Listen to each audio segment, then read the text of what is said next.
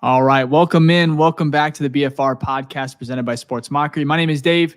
Cover the Bears for SM. As always, joined by my friend, good co-host, Ficky, Chicago Bears content creator. And then here right in the middle, familiar face, Nick Whalen of the, what is it? Bear With Me podcast? I almost forgot that. Bear with us, because now there's two. It used to be Bear With Me when it was just. Oh, yeah. Robert. Bear With Us with Robert Schmitz. As always, you've been on the show before. Check out Nick's content. And this is honestly, it's going to be an Arizona Cardinals preview, but we are going to start the show kind of talking about last week, kind of how we're all feeling. It's been a few days. I know myself, I have not watched really any sports, no ESPN, didn't watch any football on Sunday night, Monday Night Football I passed on as well. So, Nick, I'm going to start with you. How are you feeling, man? Are you recovered yet? Are you ready for Sunday? What's the vibe, man? I mean, I'm way better than Bears Twitter. I mean, they're like falling apart. Like Chicago's lost 3 games in a row. And nothing can function. I mean, it sucked, right? Let's just be honest. It sucked. But like, also I was like, we didn't play very good.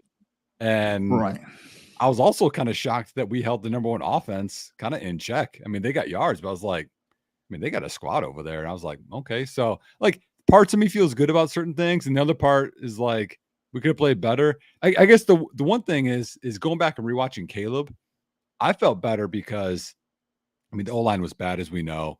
And I felt like a lot of things, like his first read wasn't there and he had to just like improvise. And then we always want a quarterback that can like thrive in the fourth. And we saw it. So I was like, I don't know, man, I'm an optimist. So people hate that. But like, I felt definitely some good things can come from this game.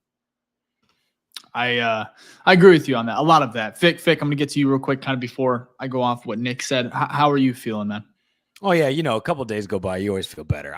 Neither of us were neither of us, I think, were in like the doom and gloom. Like we had definitely talked about how there was good things we saw. The offense didn't look good. Defense still shining as always. But if we're looking at the Bears and where they're at through 7 games, above 500, only 12 teams have better records than them. Like the Vegas odds was 7.5. So we're still on pace to do that. You get 2 more wins. It doesn't mean you'll forget about Washington, but we beat these next 2 teams, which are very winnable. You're 6-3. You know what I mean? People are not coming for all these, polls and every coach on the coaching staff's head, right? So yes, there was bad things that came from it. Obviously, you don't want to lose on the Hail Mary. We all know about the Tyreek Stevenson incident. And then obviously you heard some stuff later on about like some stuff kind of got spilled about how they've been practicing and then how maybe they didn't agree with some of the play calls. But I'm not even taking that to like heart, because on every single NFL team, there's players that are going to be complaining about certain play calls all the time. And that's why they're players and not coaches, right? So it doesn't mean that what they say isn't true or doesn't have validity to it, but you kind of have to understand, like, yeah, they're human too. They're going to be frustrated that you handed the ball off to Kramer and Doug Kramer, and he fumbled it. But guess what? If that play works, no one cares. They'd be like, oh, we ran it all practice. It looked great. And look, it looked great out there. So, I think after a couple of days and letting things kind of chill out, I still feel like we're in position to be set up. And again, we've said this since week 1. What determines the season is not the first 9 games. It is the back 6 or back 7, right? Including, I think Seattle's in there. But that NFC North, that what determines how well this season is and will determine if Flus is the guy or isn't. So I'm not flipping out just yet. Obviously, the game sucked, but on to next week. Yeah, I kind of agree with both of you. I'll be honest, though. It is a brutal way to lose a football game. Like Hail Marys, like until it happens to you, you really don't know, I guess. Obviously we've seen Aaron Rodgers do it quite a bit. But I'm still, man, honestly, I'm ready for Sunday so we can kind of move on to, because like I think once the next football game's played, then you really put it in the past as far as like storylines. Because right now it's all about that game, and Flus is getting killed. It is kind of crazy. You talked about it, Nick. It's not like we were on a 3-game like losing streak. We're actually on a 3-game winning streak heading into this game. So it's like, it is, I think when you look at it such like in a small like sample size, it sucks. But right now, like I think DJ Moore, he was like today during his presser, they're like, hey, you're 4-3. How does that feel? And he was like, it's better than last year. And I think when you put in that perspective, it, like I said, it hurts a lot and the players are feeling it. I think it also, everything that kind of unfolded with the Hail Mary with Tyreek Stevenson and his behavior at the end. Matt Eberflus kind of not taking responsibility for some play calls up until, I guess, today. He actually kind of said, hey, at the end of the day, it falls on me. I think all of that kind of just made it worse. And then also we're in one of the biggest markets, Chicago, where it's like they are going to scrutinize everything. Even after wins, sometimes you get some people that are just very, very negative. And so I think Twitter is awful, but it typically always is. Like, honestly, it's never really great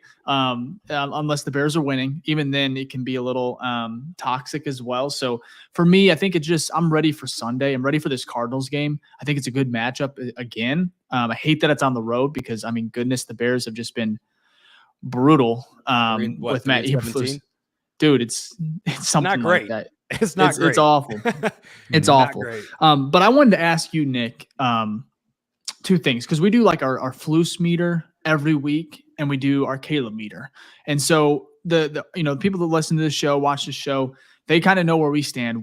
It was such a bad loss. We didn't even bring out our Flus meter or Caleb meter because we didn't want to react or overreact, because heading into this game, looking back at our meters before the show, we were all very high on Flus and Caleb. And I wasn't going to let this one heartbreaking loss, brutal loss, kind of sway it. So I'm going to take a few days, but I want to kind of, where are you at right now? So if the meter's this way, right on the screen, or all the way to the left, it's like DEFCON 5. If it's all the way to the right, we're talking like Super Bowl coach. Where are you feeling with Flus right now? And really in regards to kind of next year, where the coaching cycle, head coaching cycle at least, is going to have some really top candidates, guys that's going to be kind of hard to pass up unless Flus kind of goes on a run here. So where are you at? How are you feeling, Nick? Yeah, I had this debate today because I thought it was interesting, because very conveniently the Ben Johnson whispers and rumors came out right after Chicago has that. Like before that 3-game winning streak, we didn't hear any of it. But then conveniently Albert Breer, and that's whether you believe the rumors or not. And that's why I think Bears fans are just kind of, all torn up. To me, I'm probably at like a, out of a 10 being great, I'm probably like a 6.5 with Flus, because I mean, he's, again, didn't allow more than 21 points to Washington, which everyone had been letting them score like at will. And yeah, could things be better? But man, we were in every game. Every loss has been a 1-score game. And to me, like, he's a defensive guy. Where do we struggle? Offensively. So if you want to be mad at Waldron, or you want to be mad at, challenges, like I get some of that stuff, but like I actually had this debate because in his last 15 games, Chicago and Flus, they're 9-6. And people are like, well, you have to count that you guys talked about the 3-17 on the road. But I think back to like those teams, when has Chicago like had even average NFL talent? Like, I feel like it was like once you got Sweat, it's like, okay, we're like maybe average talent wise. Like now I would say we're above average. But like, I'm like, now we can start judging based off of like talent. And I'm like, we're 9-6. So like, I've like I said, I'm probably 6.5. He could do things better, but like, he's not John Vox. He is not, or Mark Trestman. Yeah, Mark Trestman. I mean, I lived through the Dave Wanstead and Dick Geron eras. Yep. So like, it could be way worse. And people don't think that. They think like, oh, you get Ben Johnson and you put Caleb, and it's like Super Bowl. Like, that's just how it works. It's like, dude, there's a lot of like John Gruden. What happened again? Like, yeah. So that's where I'm at. And then with Caleb, I mean, it's not. Progress isn't just a steady rise, y'all. It's ups and downs, and you see little pieces here and there. The deep ball's not there. And I think a lot of the consistency is due to O-line too. I'm probably at a 7 with him. I'm so impressed with when he comes to the line, he takes on everything. He makes the checks, he switches plays, his pocket presence is just, it's so good. Again, I love Justin. Okay. I love him, but it's just so different. He's just such a different quarterback. And I feel comfortable with him. So I'm probably at a 7 with Caleb. I think that's where like Dave and I were at. Like, the first thing to touch on the Flus aspect, I feel like you watched my rant last week, because that's what I said. Like, what Flus controls is like the best part of our team, right? Mm-hmm. If it wasn't for the defense side of the ball, we would never be 9-6, because they keep us in every single game. 14 games, 13 games now with 21 or less points in a modern day NFL. That's crazy. And not just against some scrubs. He's done it against some high-powering teams like the Lions, right? And then like the Commanders last week. So there's little things here and there that he'd get better with. With the challenges, that's probably my biggest thing. Like, I don't know if that's him, but obviously his team or whoever is telling him whether to make that decision or not. I feel like that needs to be tweaked up a little bit.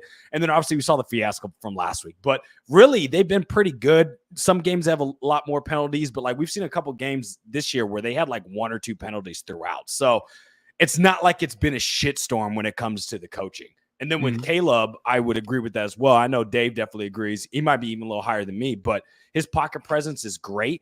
The thing that it bothers me the most, and there's a lot of variables that go into it, is he is so hot and cold. And it doesn't mean cold means he's garbage, but it's like either the man is throwing for like 300 plus with a QBR rating of like 100 plus, and we have a tracker for this. You're talking about ups and downs, or the man has like a QBR 50 and he has under 150 yards.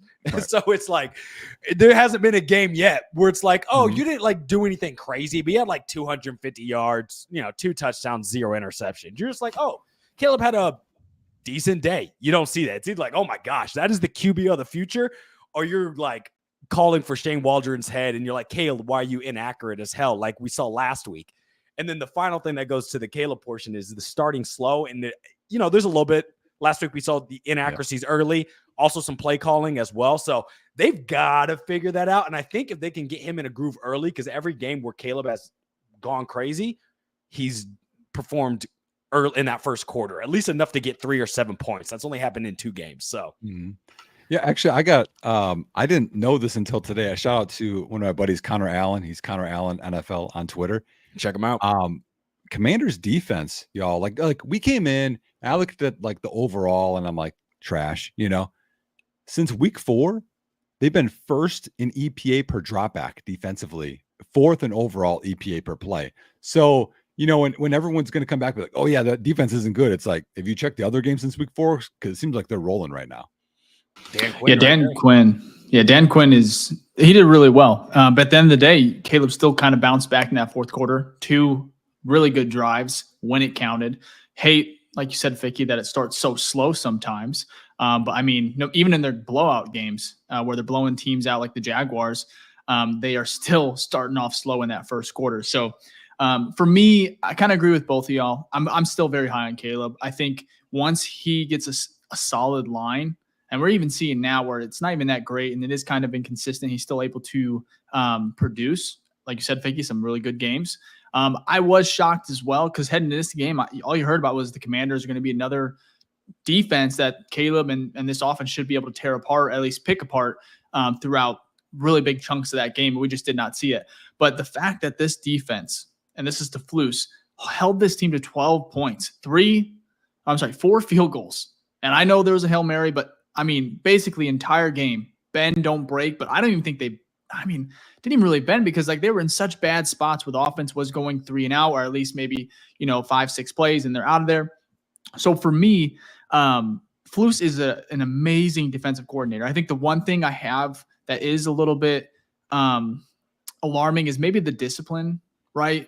Issues, and then the undisciplined part, because I mean, Daniel Hardy had a penalty, unsportsmanlike, and then you had Stevenson who had one as well. And of course, we know how he was taunting or looking at the fans, whatever he was doing. So the discipline factor is something I'm a little worried about. And also the situational awareness, because for me, the Hail Mary or the play before where Nick, we didn't even ask you about this, how he let basically Washington picked up 13, 14 yards. The Terry McLaurin out. But he had, and I do like what he said, because, hey, if they do play up, they're probably taking a shot at the end zone, right? They kind of switch it at the line. We don't know. Does Daniels even have the ability with that rib injury to get that far? Like I said, it's all up for debate. But also kind of last year, I think it was when he dropped, who did he drop in coverage on a very critical? Andrew Billings. Yeah. Andrew Billings. Boy, and Billings, I remember Billings. I remember they asked him about it. He's like, to be honest, I think it was David Njoku. He was like, I don't know why I was back there, but I just do what I'm told. That's what I was assigned. But it was a critical, I think, a fourth down in like 3 or 4, something like that. Can't remember exactly. For me, it's just like the situational and the challenging, right, Ficky? So some of these things you can't be perfect. And I'm not gonna. I really feel like a lot of this is going to be like reaction, or I know it's a week-to-week league, but heading into this one, it was a 3-game win streak. Everyone was feeling relatively good, right?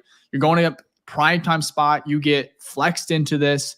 I do think, though, what's going to really, really be important is how, one, they responded in Arizona, and then if you get a win there, you have to beat Drake May.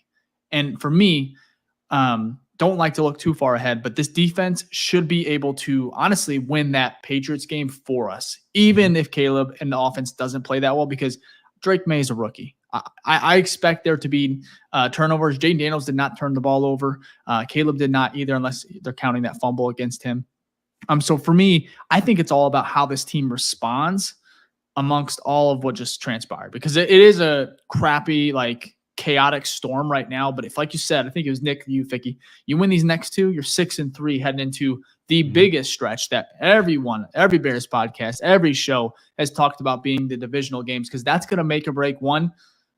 I mean, fighting for the division. I know everyone's, you're only 2 games out, essentially, or 1.5 games out, and you haven't even played your divisional game. So Caleb, I'm not worried about. Flus, I'm still not worried about it, which I feel like I might get flamed for that. But it's because right now, all I hear is Flus has got to go. Yep. Ben Johnson is the savior. No, and I think it was also, maybe you, Ficky, as well. You tweeted about, hey, this might be a crazy take, but I kind of want continuity. I want this team to keep Flus, make the playoffs, and kind of keep Caleb and this stable, right? Do you want to do the same thing that we've done in the past? Because it's a cycle, right? We did it with Fields and we did it with Mitch. You had the coach come in the 1 year, they get fired, you bring a new one in, quarterback doesn't work out, you draft a new one, fire the coach after a year. It doesn't mean that if they did fire Flus and got Ben Johnson, that's the wrong thing. I mean, that's that wouldn't work out. But there's 2 things: the continuity, which I think is big, and then the second thing is people assume that the Chicago Bears, who are owned by one of the cheapest owners in the NFL, not cheap as in they don't like to spend their money, but actually their net worth, because it's a family, their money comes from the Bears. It's not like they're Jerry Jones where their money came from oil rigs or some of these new owners that come from tech, right? So Ben Johnson, they gave Flus the biggest coach deal they've ever given out. Ben Johnson would require 3 times the amount of that. So that assumes that the McCaskies would be okay with forging up more money than they've ever forged up after forging up the most money they've ever forged up, which they have to pay out for Flus. So I think people kind of forget that, just because Ben Johnson wanted to come here, that doesn't mean that he was going to doesn't mean that he was going to be a Chicago Bear head coach. Well, I crunched the numbers on this. Yeah, I crunched the numbers on this. So we're on the same page, because the top 6 coaches make over $14 million per year. And then Mike McDonald is the highest paid new coach. He made 9. He's making 9. So Ben Johnson wanted 10, 11 last year. What's he going to want this year? Are you going to pay a new head coach? And again, y'all, being a good OC doesn't mean you're going to be a great head coach. Those are 2 different things. Organizing your staff is different than being, we see it all the time. They have good stretches and then they don't, work out. It's not just going to be this straight thing. You get this with the quarterback, it's going to be amazing. And again, there's no guarantees that 1, Chicago pays for him, or 2, he wants to come here. We just think he's the only one. You could get rid of him, and then you're like, okay, now who do we get? So it's there's a lot to it. But actually, I have a hot take, Dave, or an example of what you talked about with the play before the Hail Mary. And actually, one of the plays before that, the clock didn't run with the Zach Ertz thing. Bears kind of got screwed on that one. We went extra. Yeah, I don't remember that one, but I know the play before we crossed the middle. The clock operator didn't work, and then they tried to reset it and didn't actually. There's so many clock issues. Yeah. They were just we're throwing on 3 seconds. Oh, we're throwing on 4 seconds. I was like, what is going on? But if you go back to, you guys remember the 15-1 Packers Aaron Rodgers team when he had Greg Jennings and Jordy and James Jones and Jermichael Finley. They went to New York and they lost to the Giants. That's when Hakeem Nicks went wild. Before the half, there was I want to say 7 seconds left. And the Packers were lined on the sidelines waiting for a play like that. And so Eli's like, nope, throws the Hail Mary. They only had 2 guys there. Hakeem Nicks comes down with it to touchdown. So it does work both ways, y'all. I know people think, oh, well, no, there's no, or he throws it short and there's not enough guys back. And then they have some type of lateral play. There are other parts to this. I would like for one guy to be on the sideline over there, but I'm not saying what Flus is saying isn't relevant because I've literally seen it work in the NFL. So yeah, you can't say that. The thing I'm most upset about is why is TJ Edwards shadowing the running back when you're not going to throw a halfback screen? That's the thing I'm probably most upset about with the structure. Yeah. Or the Tyreek one, because he's obviously supposed to guard. Well, yeah, that's that's the obvious one. But yeah, I think but I think that's where we are in this day and age where it's like, it's not hot takey, but it's like, it's just everyone wants to go to the extreme because like Colin Cowherd, he's like, this is the worst, coaching performance I've ever seen in the last like several years, and it's just it's such a week to week league, and for me, it is really bad. But I don't think it's as bad as it is right now. So we've seen way worse. That's the thing. It's not like we're an organization that's known for don't get me wrong, a lot of games. This loss is probably the worst loss since the double doink, easily for me. I mean, just because the Cleveland lost, Denver lost last year. No, I would say the Packers Khalil Mack game for me because we were actually up. It felt like we had it, and we just shat the bed. And that was when we were supposed to be. That was 2018. And that was like a big statement game, Packers week 1. Actually, almost any Packers week 1 game, because there's no worse way to start the season. I know the double doink is even worse because the playoffs, but like you talk about a regular season game, I can't stand either the first week Packers or the last week Packers. Yeah. It's horrible. Like what last year was last week Packers? Last year was, right? Yeah, it's last week. Yeah. Do we have this year as well? I think it's the Vikings. I cannot remember for some reason. I thought it was the Green Bay. No, it might be. It might be. Oh man, I hope not. I'll pull it up. Jack or somebody pull it up. But anyways, I just feel like and I haven't watched a lot of media. Week. It is. I knew it. Fucking love it. At Green Bay. I love that. Oh, God, I love perfect. Because we do so well at Lambeau. Well, and then at home when we play them, they have a bye week the week before. It's like, oh, perfect. Hey. Oh, fantastic. I mean, I'll take Nick's like gone. Nick's so pissed. The Packers game, he said, I'm just glad the colors aren't green and yellow. That's for sure. No, it's like a retro TV if you're watching on YouTube here. But that's a good little segment here. If you are watching, you're enjoying it, hit that like button. We appreciate it. It's a good way to support, free and easy way to support the channel. But I think at the end of the day, it's a painful loss. Like I said, I haven't really watched any podcasts or anything like that. Nick, first of all, am I the only one here? Like, I know a lot of people on Twitter have related to that, but like, Nick, do you just continue to watch stuff? Do you watch football, or how do you how did you cope with like that loss? Oh, your mic, you're just muted. You're good. Just unmute.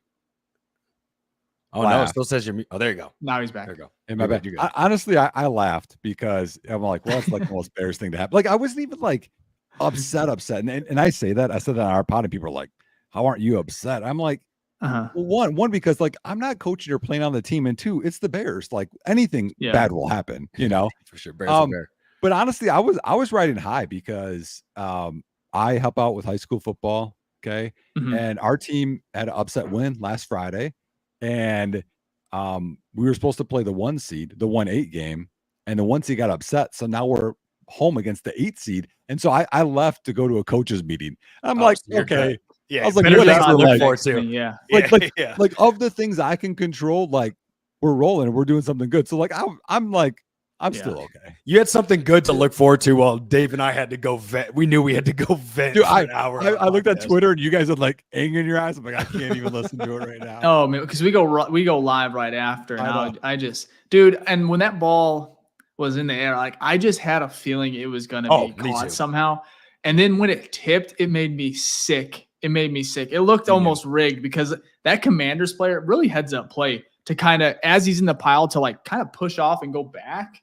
Just kind of, it was really, really smart. Well, from a coaching perspective, that's the design of it is you have the, were you guys following along back in when Mike Brown had the back-to-back interception returns for touchdowns? Do you guys remember? Oh yeah, I was like 12, I think. 12, okay. 15 then. So the structure of a Hail Mary is you have your cluster of guys or your jump ball guys. Then you have a guy short and a guy deep. And so that guy obviously caught it deep. But short was in 2001.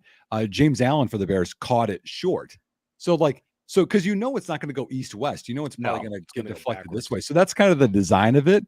But I mean, obviously, and me and Robert Me and Robert talk about this. I don't know if you guys like everyone wants a cheat code. Is I have ESPN up like the scoreboard because I watch it on my computer. I have 2 different screens, and so it'll show the play like what's going to happen before I see it.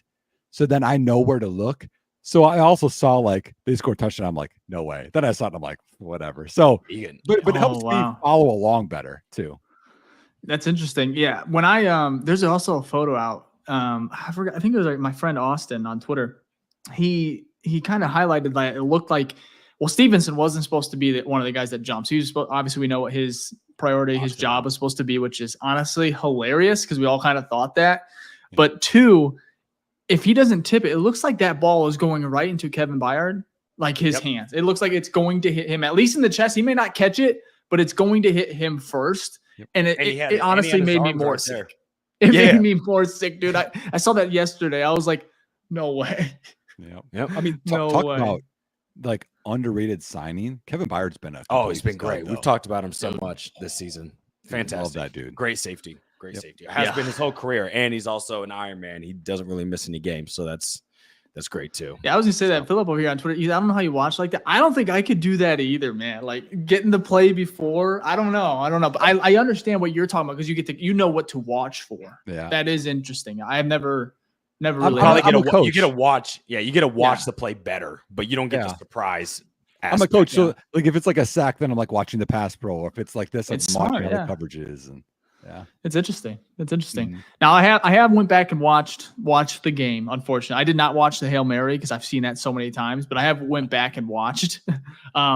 It's such a Bears like 2024 Bears game though. Like as far as just the offense being so slow and so weird. So before we move on to this Cards game, Nick, I wanted to ask you as a coach, why do you think they just start so slow? I think at times they're trying to like outsmart themselves. The one thing that's a negative EPA, just kind of across the board, not just Chicago, is throwing these wide receiver screens. And we saw it last year. We saw it with Getsy. We see it this year. Like if we eliminate those, you're gonna have more EPA positive plays. And I would like them to throw slants or outs or just choice routes, like to Keenan Allen, like do things that are net positive like that. And they keep messing up and doing these. And the other one is we have so many just false starts, illegal formations, like stupid things where it's like 3rd and 7 up, now it's 3rd and 12 and it's hard to convert. So I think eliminating some of those just small little things structurally, and again, that's discipline by players. I think you'll convert just by making things easier for your quarterback early. He also needs to hit on some of them because there was a couple like did the RPO to Keenan where that could have went for like it was behind line of scrimmage, easy could have went for like 15 yards. There was a one where Rome was across the middle. I can't remember. Maybe it was like some sort of slant or short post. He missed him for like a good 12. So it's like those little things add up. So I mean, like the X and O's of those two. So the Keenan one, he double clutched because the corner actually got inside of the block. So he didn't want to throw a pick. And then he's like, I'll just throw it away. So if he's a little patient, he could have hit him on the second try. Yeah. And then the one to Rome, just by a coach, I would say Rome should have settled in a zone and he continued to run. So like, but they're having way too many of those miscommunications where it's like, okay, it's DJ doing this and Caleb thought he was doing this. Or Rome, he threw Rome a slot fade and Rome then broke inside. It's just like, why are they keep doing this? It's week like 8. Well, you said choice routes, and I got scared of that. I'm like, I don't know if I want to see any more choice routes or option routes because they haven't. We normally aren't connecting on them, right? No. Especially if it's 15 yards or more, because when you think it's a comeback, they're running a streak or vice versa. So, I think it's also. I think you said it earlier, Nick, but it's such a. When it comes to rookie quarterback, it is not going to be. It's going to be up and down, up and down. You know, it might go up for a little bit, like we've seen the last 3 weeks, right before this game, and then it's going to go down suddenly. It's a roller coaster, especially in year 1, year 2 as well for some. And I think also comparison, like a lot of these right now, especially on Twitter, is just you compare everybody. You compare all the rookie quarterbacks. You even compare Rome and the receivers, and it's just compare, and it's just not. It's first of all, context matters, right? Coaching, right? You can say Jaden Daniels in Washington. What a surprise there because their coaching staff is very, very, very, very good. Better than I even thought it was. Yep. And I'm not saying Flus and them are incompetent, but they are showing signs, at least in some games this year, where it's not great. So for me, I've tried my best to not try to compare Caleb to anybody really, just because he's going to be his own player. He's unique within himself as far as his skill set. He is elite in a lot of different areas, in my opinion. And of course, he has his flaws that he's shown early on. But I feel like some of these flaws are not going to be there 2-3 years from now. And he's only going to get better. So for me, I've tried my best. I think, what is it? Comparison is the thief of joy. I know that's silly. That's typically like a bigger life meaning thing. But it's like with football, I'm trying not to compare him to even Jaden, right? Jaden is his own player. But for me, as a Bears fan, I'm trying to just take in everything that's happened with Caleb, understand that it's going to be a process. But that is so hard to do, especially when it's like you want instant results, you want wins. And then these games coming down, every single game this year has been typically outside the blowouts have been one score games. Most. So it's like, then you get to reminisce, okay, man, this team could really be 5-3, 6-2 even. You talk about the Indy game, Anthony Richardson being benched. That one still hurts. So for me, I've tried my best to try not to compare all these prospects, especially because there's so much context that's hidden on a lot of year stats. One too. You don't know how these rookies are going to be next year. Like it's such a you cannot compare them. You cannot. Yeah, you can't. So anyways, though, I want to move on to the Cardinals game. We'll get you out of here in a little bit, Nick. But we asked one for what we do every game week is we do bold predictions. We do our score predictions. And we got yours before the show. So Ficky, timeout. First, do you want to bring up the Caleb graph? Show Nick, kind of let him elaborate on that. I think that might be good. Yeah. Then we're going to get to those predictions if you're okay with that. So this is actually new. It's our QBR tracker. So talk about peaks and valleys, right? So we see week 1 to week 2, 56, 51 QBR. Whoops. We'll just say one more time because it's so beautiful. Thank you. So you'll see that he started off slow. And we know this. That was the Titans and I think the Rams. And then you see in the last 4 games, he went from 81. Oh, you know what? I don't think I made the duration long enough. Sorry about that. That's where the issue is. So, but you'll see here that basically he has that high peak and then he drops down to 59 again. So basically he had 3 games over 100 for the QBR. And then he dropped back down to, I think, his second lowest this week at 59. Now he's averaging out around 80, which I still think is like a sign of good quarterback play. You know what I mean? I know there's a lot more advanced metrics around quarterbacks that can kind of determine how well they're doing. But what's your thought of that visualization, Nick, of how he's been tracking as QBR overall? To me, it's clear progress, but I mean, I coach, so I see it. Like, I mean, even last year, y'all, CJ Stroud, he's unreal. And then he would have just like a game. You're like, what happened to their, well, how about this year? CJ Stroud doesn't seem like the same guy. You know what I mean? So like that stuff I think happens. But to me, when you take control of the entire offense, like he's doing, like you're trying to do everything all at once, and there's going to be some flaws with it. So I think that has me excited when he's continually seeing more looks and he's getting us into better plays. And there's going to be a game like that here and then. But he didn't throw 3 picks bad. The Jay Cutler throwing 5 against like the Packers bad. Like his bad was that. And it's like, you can still win with that. Yeah. Not having the turnovers, I think, is a little, and that keeps us in the game, I should say. It's not that I'm happy that he only had 131 passing yards, or my biggest gripe was 4 completions going into the third quarter. That's never a good sign, but at least he wasn't completing it to the other team, and that gave us a chance to stay in that game, specifically with that defense we have. So obviously, I don't think that he's going to keep bottoming out. Like, he's not going to have tons of games like that. He may have 2 or 3 more, but as long as the other ones are more of those higher ones, 90, 100 QBR, we start to see that. I think overall he'll have a pretty good season. Well, and to me, I think a lot of this goes hand in hand with, okay, what's going on with the offensive line? Because it's beat up. I mean, I was happy Tevin Jenkins was limited today, so at least he practiced. He's not going to be out long term because he at least practiced. But I mean, I saw a thing where they don't think Karan Amagachi is going to be able to play on Sunday with his calf. So they think that Braxton Jones has better odds of playing than he does. And I'm like, okay, that's wild. Larry Borum had a full practice. So it's like, I don't know who our left tackle is. And we know I'm not a Coleman Shelton fan. I think he should be back up to Bates. I don't think Matt Breyer is a good guard.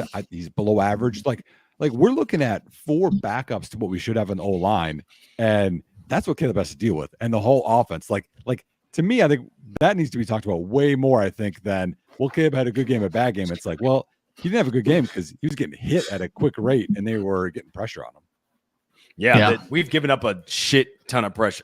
In most of the games where we've had under 150 yards passing, the pressures we've given up has been just atrocious. So I agree. The offensive line wasn't great to begin with. We knew that. But now they're dropping like flies, which happens, in the NFL. But if your starters aren't great, your depth probably isn't going to be that much better. And our depth isn't. And they're also getting hurt. So good luck, Caleb. Bill Murray, IR, right? Yep. Yeah, dude, that was tough. And he hadn't given up a sack, pressure, or anything. And I think like over 50 snaps, something like that. You know what the funniest thing could be from all this? Nate Davis could be the savior, y'all. Oh, hey, that was my immediate. When I saw him go IR, I said, "Well, he's not getting traded. That's for dang sure. There's no way." Nick, I want to Nick, talk about Kev real quick. What do you say? Wait a second. I was gonna say, Nick, weren't you on the because Dave and I were definitely pro Nate Davis, not as much now, obviously, but coming out, we were like, "Hey, Nate Davis is the guy. Give him time." I think you were on that train too. Yeah. Okay. I mean, it's weird. Like right now, if you go on Twitter, it seems like I'm like the most pro Flus person out there. I'm just not an extreme person. I live in the middle, and no one lives in the middle. It's like you have to have a hot take. You're the GOAT or you're a bust. Like I'm just in the middle. And to me, like Nate Davis, when I saw him out there playing, he had a couple of false start penalties, which I don't like, but he could pass protect. And to me, I'm like, that's the number one thing we need with Caleb right now. And you go through it, and if we're beat up, hey, that's a guy that can help you. And you already paid his salary. So I'm not saying you're going to get Pro Bowl Nate Davis, but you're going to get better than, I don't know what your 4th option is at guard. Absolutely. He has more value on the team than he is off. Also, from a contractual standpoint, probably should get him some reps if we're paying him. It's not like Poles blew the bag for him, you know what I mean? It's not like it's a crazy contract. It just seems a little expensive because the dude's not playing now. So get him out there. Better than, like you said, some backup. So I mean, okay, I know Doug Kramer's not like a good person in Chicago right now, but him at left guard is not the answer. Nate Davis is better than he is. For sure. No question. There's no question there. I honestly thought Nate Davis was better than Matt Pryor, but I'm not a coach, so I could be Pryor's wrong. I don't know what's going on in the building. He's been good for what he is, but that's going to be a position that has to be upgraded in the offseason. No, I think he's been better than I think he's better than what I thought he was. No, that's what I'm saying. He's been better. Replacement level, I thought, but I think he's average. What do you think? Right, Nick? But I think he'll still need to be replaced, though. That's my thing. Well, he's a little older, right? Well, here's the interesting thing is so Pryor's bigger, and so he's better at gap scheme runs, which is downhill, and then Shelton's undersized, and Nate Davis is undersized. They're better at the zone stuff. So you don't have a mix of everyone doing the same thing well. So really, it just makes for a funky interior offensive line. And we've noticed it week in and week out. Most pressure is coming from the inside. So fun. But we all knew this going into the season, so we shouldn't really be shocked, right? We shouldn't be shocked. And then before we go to the cards, let me just bring up the tracker for the Caleb, and then we can go to your bull takes and predictions here. So this is just a fun thing. It's not like it needs to happen for Caleb, but to give you an update, as you can see here in week 8, he only threw for 131 yards, which did bring his average down. I think his year-to-date average he needs to stay at his year-to-date average was 218 based off his last game in Jacksonville.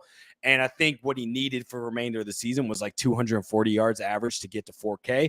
Well, that's both of those. Well, the year-to-date's dropped, and then the remainder of the season requirement's 255. So I'll go first on this. 255 yards a game. It's doable, but I'm not sure if it's going to happen. And that may not be a bad thing, because if this run game's working well, the defense is still playing well, we can easily win without him having to get to 4K. So you guys agree with me on that? Do you think he gets there or doesn't get there? I don't know. It just depends really on so many different factors. Health, offensive line, I think is going to be huge. Consistency, giving him time. I think it's doable. He's thrown for a couple 300 games. 360. Maybe he gets hot, throws for 250 plus 5 times in a row or something like that. I mean, seriously, I think it's definitely a possibility, Nick.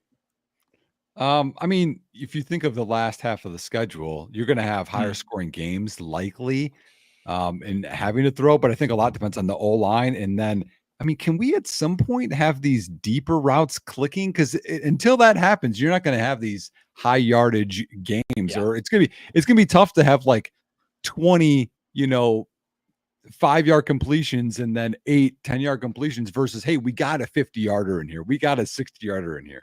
And what's crazy, it's not about attempts, because right now Caleb has I think he says 14% of his passes are deep balls, and that's 4th in the NFL. So he's definitely trying. They're not connecting because we know that miscommunication on the routes, we've seen that, and then accuracy has been off. He's overthrown a couple of open people. So yeah, you get a couple of those. That's an easy way to go from 150 yards per game to at least capping over 200. So we'll see what happens though. Again, that's not like if he hits 4K, I don't think that determines it, wins or losses in any sort of way, but it would be cool if he did. So it'd show progress. That's for damn sure. Sure. We would definitely have our We'll see. I can tell you that much. Yeah, let's get to Nick's predictions here before we get him out of here. So bold prediction first, right, Fick? Yeah, let's see what your bold take is. So Nick has Caleb Williams with a rushing touchdown. Coach Nick, give your thoughts on why that's your bold take. Oh man, I'm a double earmuff now, so I'm jealous of that when I had those days of just one. He's such a good runner, and even in the goal line area, that I feel like he's gonna have multiple of those this season, and he got robbed of one on a penalty. So I feel like we're gonna utilize his legs because, y'all, if you haven't noticed, we're one of the worst short yardage teams in the league. Horrible. And it wasn't until we had Kramer at fullback kicking out and Johnson going before we converted like any of them. So I think they're going to go in their bag and find some stuff. And I feel like Caleb running for a touchdown will happen this week. It's a good defense to do it against. It's a good defense to do it against. Might be a little parlay for you too. Yeah, honestly. For sure. All right. And final score prediction here for Nick before we let him go. It's a good one. Nick, explain yourself right now. 31-17. Yeah, I know people are going to be a little surprised, but this, y'all, and again, I know we talked about Washington's defense actually being better than we thought, but man, Arizona, y'all, worse. I got some quick numbers for you guys to give you some confidence that 31 is possible. They rank 31st in the NFL in points per drive, 30th overall in expected points added, 20th in pass defense, 30th in run defense, 30th in blitz percentage, 29th in pressure percentage. So they're not getting after the quarterback, and 32nd in third down percentage, which we're terrible at it on offense. So it's like something's got to go different wrong here. So that's that part of it. But I do think Arizona's offense is something to keep an eye on, especially if we don't get Kyler Gordon and Jaquan Brisker back. I hope we do. They're 11th right now on offense, and 12th in points per drive. So I hope that the streak continues. That's why I put them at 17. I don't think that they're going to be awesome. I think we're going to have ball control this game, but that's why I gave them 17. But yeah, I think 31 is doable for sure, considering Arizona has been letting, lots of teams score a lot of points this year. Washington put up 42. Green Bay put up 34 the other week. The Bills had 34. Miami last week. Tua is rusty. They had 27. So yep. The defense is not good. It is not good. Luckily, we've played a bunch of bad defenses before this NFC North. So I wouldn't mind a nice blowout either. Like that score right there, perfect Nick, way I to think will bounce back. settle down a lot of people in Chicago, even outside Chicago. So, well, hey, Nick, we appreciate it. Again, you can follow Nick. His @'s right here. Of course, he has the Bear With Us podcast with Rob. Check him out. Great stuff out there. Nick, anything before you get out of here, man? I do, and I want this known. You guys did not ask me to do this, but I'm going to say this, okay? I'm rocking you guys a sweatshirt right now, okay? Hey, let's go. Which you can get on the BFRstore.com and on YouTube. Dude, it's comfy. I wear it all the time. So if I wear it all the time, y'all, repping the pod. I wear hoodies. You guys got to get one. So that's what I got. Dude, that's awesome. Thank you again, Nick. Again, what are you guys haven't recorded your pregame? I haven't seen it at least. Robert's actually at the Sabrina Carpenter concert tonight, so we're recording tomorrow. Priorities. That's sick. Yeah, Love it. Good old thanks for having me on, boys. Hey, of thanks, course, Nick. We appreciate your time. Thanks. See ya. Take care, brother. Awesome. All right. Hey, Nick Whalen, again, of the Bear With Us podcast. Good friend of the show. Check out his stuff. And I love his predictions. I really do. But we're going to get to ours with Jack here.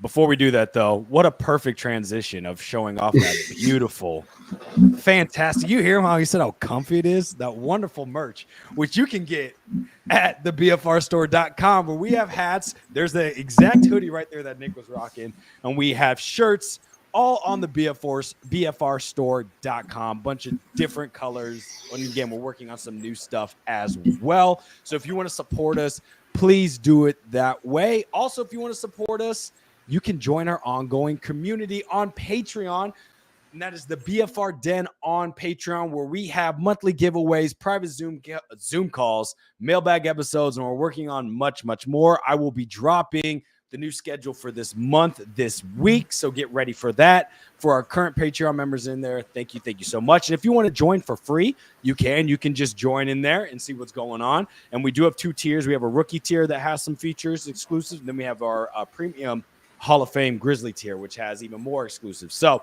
if you want to join us there, we appreciate that. And again, if you don't want to have to do it fiscally, that's okay. But you can support us by hitting the like and subscribe button. That is free.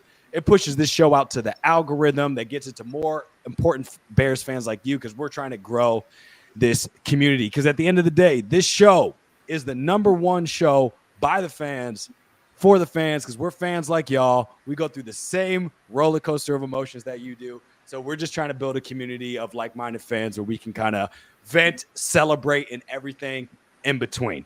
Now, this is your first time. Again, give a like and subscribe. And also, please in the chat, give a hashtag New Face Gang. We'll give you a shout out before the end of the show, like we always do. And if you've been here for multiple shows and you're a true OG, please give a hashtag OG in the chat, and we will give you a shout out as well. All right, back to the show. Awesome stuff. Yep, absolutely. Check it out. Again, also road to 10K subs is still underway. We're getting there. So again, if you're enjoying the show, if you're just watching either before the game, now, it doesn't really matter if you can hit the subscribe button. We'd greatly appreciate it. We're going to knock out our predictions, both bold game predictions, and of course, give our headlines for Monday, like we always do. So, Fick, do you want to start off with your bold prediction? Well, let's actually do the quick team overview just to give a kind of view real quick. Okay. And then, because I got to show the footballs. We always got to show the footballs. We can't go a show without one. So, what stands out here?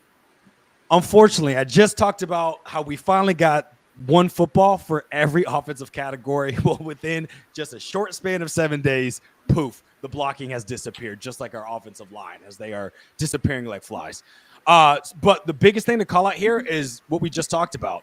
The Cardinals' defense is garbage. Like, we've talked about some bad defenses. This might be the worst defense that we've played all season. So, on the flip side, though, this is one of the strongest offenses that we've played all season. Passing, they're a great rushing team. Their blocking is very solid.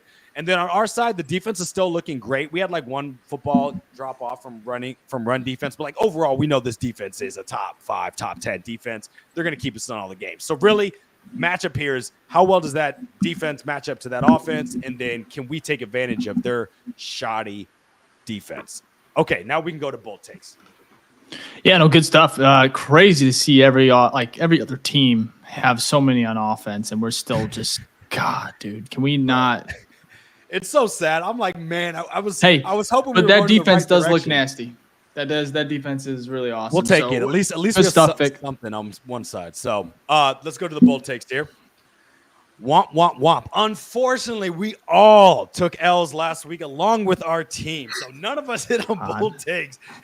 Jesus, our records are looking like the beginning of last year's season for the Bears. It is not great. We might get fired here soon. So not fantastic.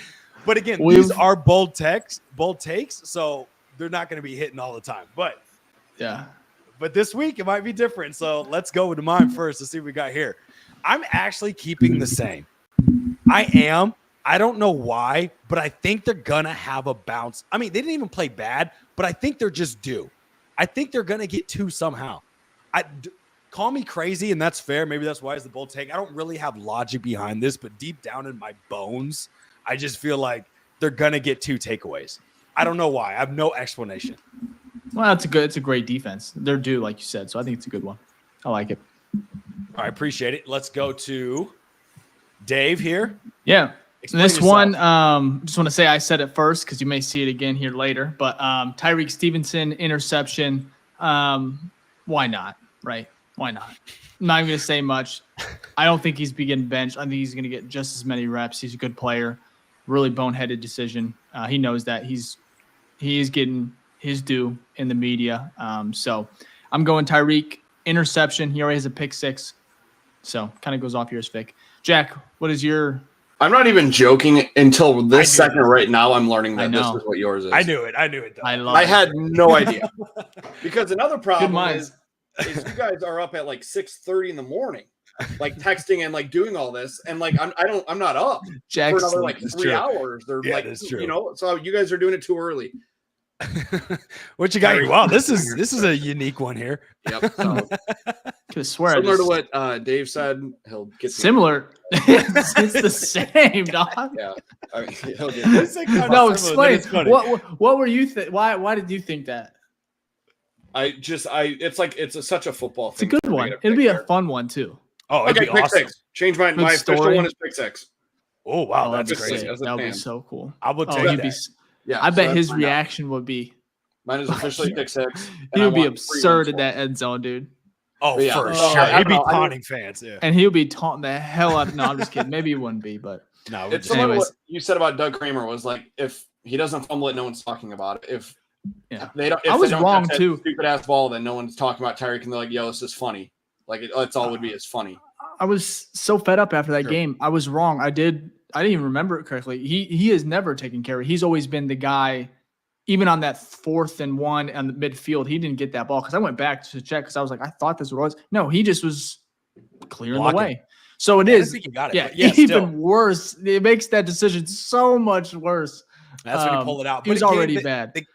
Again, the game is about execution. So when things work, people don't. It would look like pretty. Jack said, no one cares. They're like, this funny with those creative plays because when it works, they're like, oh my God, this person's a genius. And when it doesn't work, you're like, oh, that's the dumbest person on earth. William Perry, the fridge. His first carry was on a 4th and 1 at the goal line against the Packers late in the second quarter, way back when. It worked, and that's where the legend began, right? We'd be talking about Doug Kramer and the legend if he just gets in, right? Facts. So we love Doug Kramer at fullback, so it's not like we had a problem with it. And now poor Doug's never going to get a chance. Poor Doug. He'll never get the ball again. The Velus the rest of his career.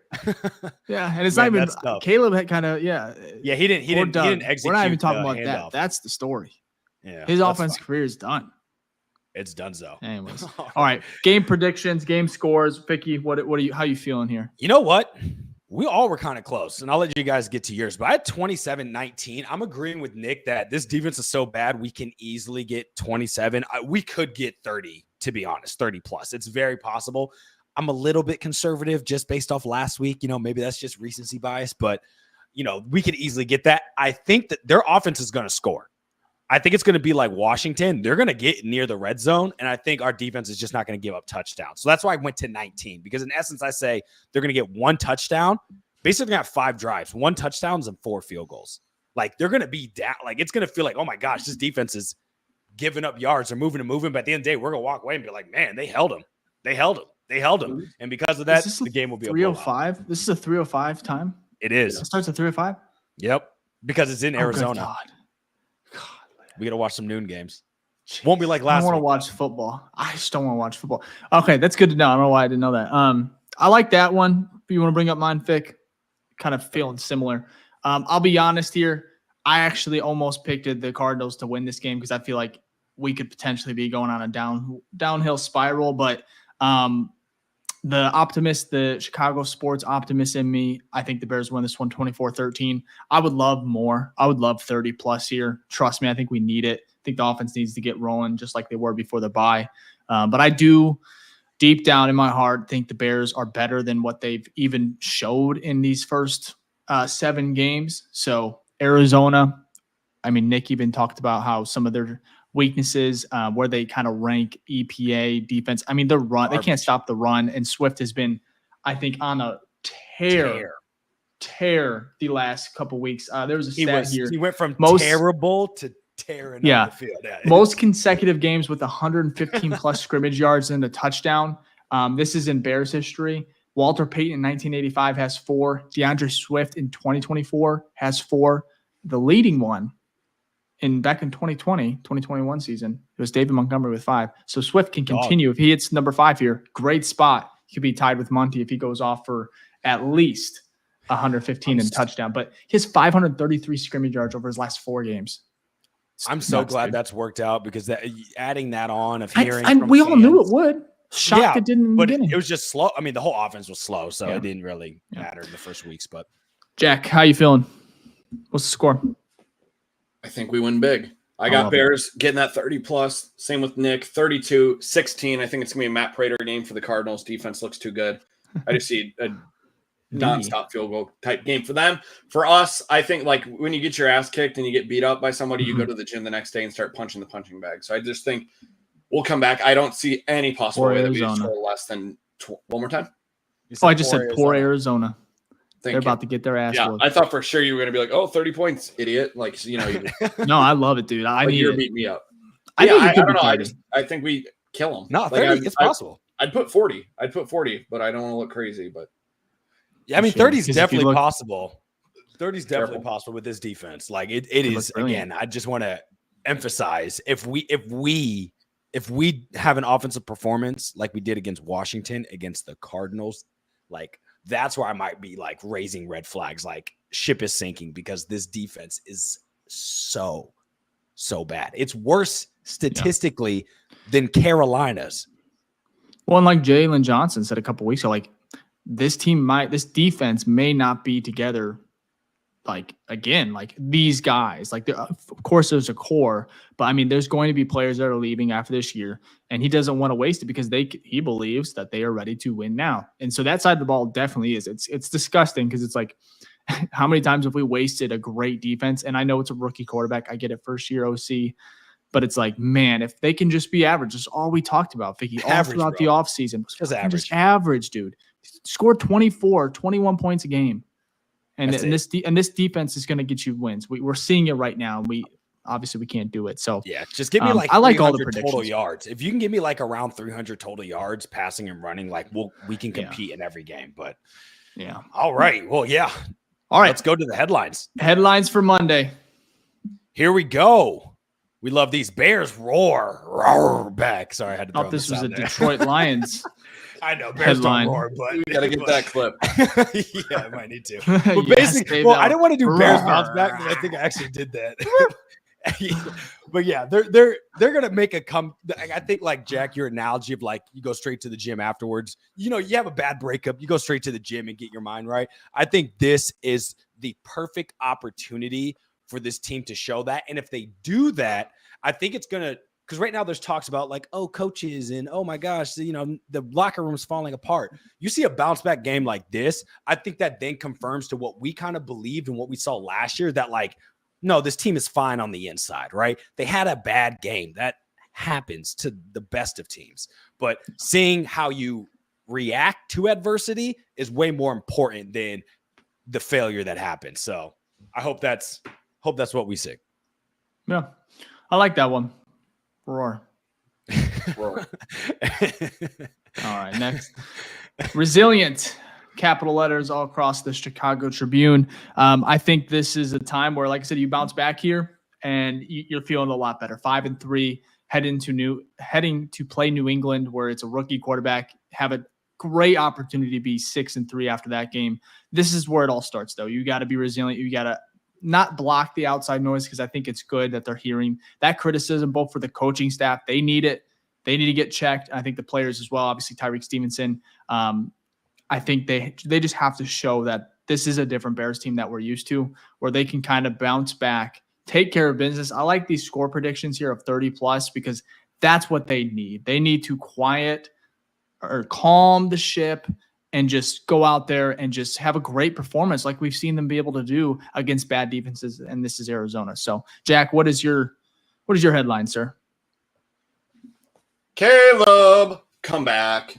Caleb Williams locks in. I should have done my bold prediction. 350 yards, 5 touchdowns, 0 interceptions, 158 QBR. I could have done it. I should have done it. I will do it.